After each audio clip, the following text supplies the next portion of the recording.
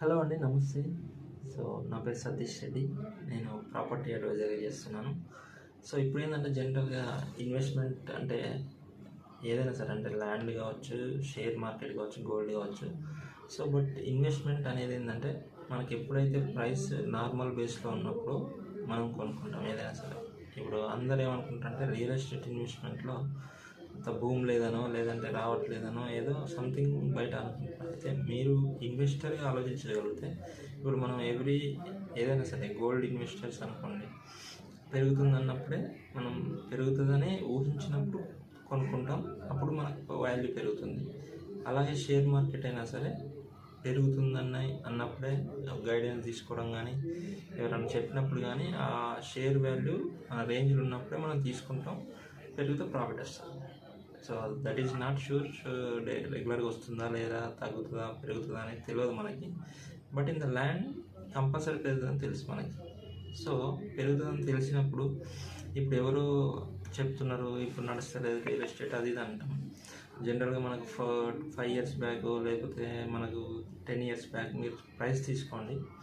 ఎప్పుడైనా సరే ఒక 5 years టైం తీసుకుంటే 2 times కంపల్సరీగా ఒక భూమి అనేది స్టార్ట్ అవుతుంది. మళ్ళీ కొంచెం ఒక్కొక్కసారి ఆగుతుంది. లేదు స్టెబిలిటీ గవర్నమెంట్ ఉందంటే ఎక్సలెంట్గా రన్ అవుతుంది. సో మనకి ఎప్పుడైనా సరే, ఇప్పుడు ఇంకొక 6 months వరకు మార్కెట్ ఇట్నే ఉన్నదనుకుందాం. సపోజ్ 6 months తర్వాత ఒకేసారి భూమి వచ్చింది. సో అప్పటిదాకా వెంచర్స్ కానీ ఎవరైనా రియల్టర్స్ కానీ ప్రైస్ పెంచకుండా ఆగొచ్చు. కానీ భూమి ఒకేసారి స్టార్ట్ అయినాక ఒక 2000 పెరగచ్చు. సో మీరు ఆలోచించండి, ఒక 200 square yard మీరు తీసుకున్నారు, 6 months తర్వాతనో 1 year తర్వాతనో 2-3 వేలు పెరిగింది.